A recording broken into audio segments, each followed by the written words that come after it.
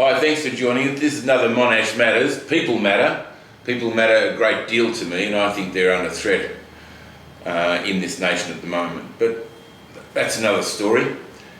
Importantly, let me say this to you. I'm here with Peter Johnson, Dr. Peter Johnson, former GP. He's got a great story to tell, but one of the stories was in February 22, wasn't it? Yeah. February 22, there was a rally in Canberra against the impositions of governments around the nation, especially in regard to vaccines and the mandates. I was at that rally. It was in Canberra, and I wandered through the crowd. There were thousands and thousands of people there. The government then told me that there was only 10,000 people there. I reckon there was 10,000 people in just the area that I was standing in, let alone all the thousands of others around Canberra. You were at that rally, and you actually spoke at that rally, Peter. Yeah, I did, Russell. Yeah, so it was amazing. I went, I heard about it I have a web called Healthcare Workers for Truth. And what's that? Healthcare Workers for Truth. For Truth, yeah. And how do you find that? It was been terrific for me because it keeps me. Now, how do people find that, Healthcare Workers for Truth? Google Healthcare Workers for Truth, yeah, .org, to get on it. It came about because of a talk I gave on one stage that with a chap called Fanos, who was one of the rebels, I think, who had the rubber bullet shot at him at the shrine. I was amazed. He was really pleased because we had something like 1,500 people tuned in directly, but within a couple of weeks it had 75,000 people viewing it, and he had a mate in Thailand who said, look, if you're going to do this talk, set up a website.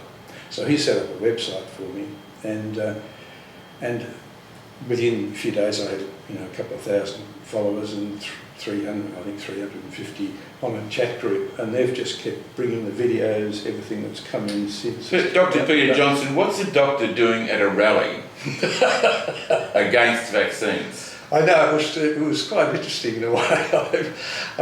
When I heard it was on, I just drove up to Canberra, and what had happened, the people who rallied outside Parliament House were moved along by the police, but they moved into Epic Park, which are the showgrounds up there.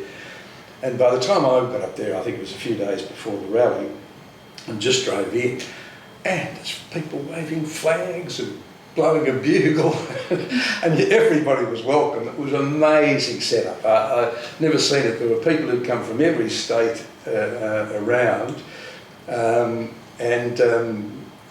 were people interviewing as well, but it was just fascinating to see people of all ages and shapes and sizes all just gathered and settled into that space. But on the day of the actual march,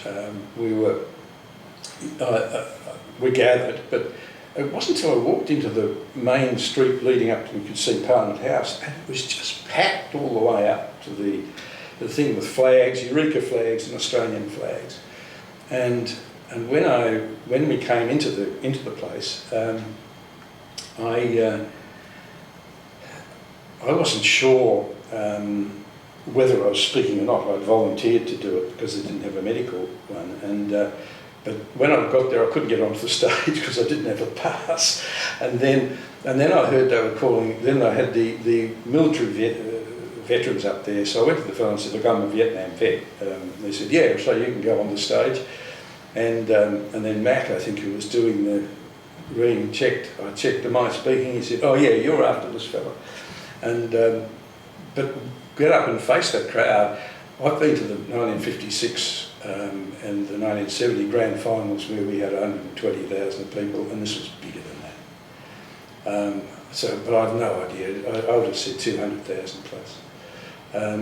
Yeah, they told parliamentarians there were 10,000 people there. Yeah, that was huge. And I think once you see the photos of it, it stands to reason. It looks like it.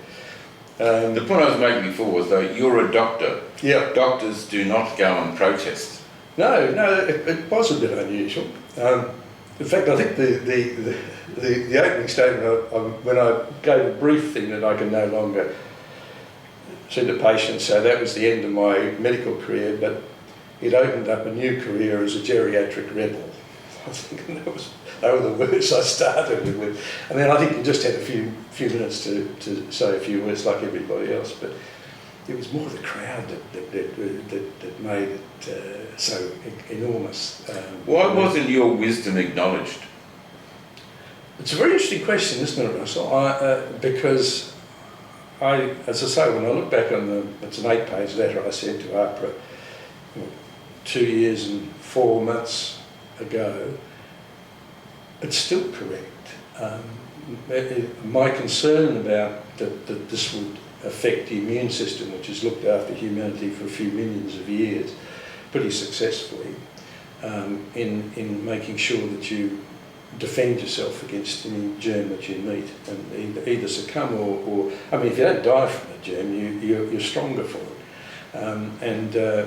Whether you're vaccinated or not, but your immune system protects you against those things. And once you start fiddling with it, and particularly you're putting in synthetic stuff like this pseudo-uridine into a vaccine, you're interfering with nature and its ability to protect you. And I think that's what we're seeing. I mean, in terms of COVID, there was a study in Britain that showed that if as far as COVID, that was just last year, 2023, that if you had one vaccine, you've got that chance of COVID, 2, 3 and 4. So the more boosters you have, the more likely you are to get COVID. And it's almost a straight line graph. But you can't say that without being seen as a nutter. Oh yeah, no, I'm sure that'd be right, yeah. But as I said, I don't get much blowback because people don't want to debate. I think they just want you to shut up. That's been the key thing, that it's been, if you don't agree with the narrative, you get cancelled, deregistered, or Talk to me about it. Deplatformed. Exactly. Yeah. Thanks for being with us today, Peter. It's been great. Thank you. Thanks everybody for joining us. Thanks for being with us. Thanks everybody for joining us.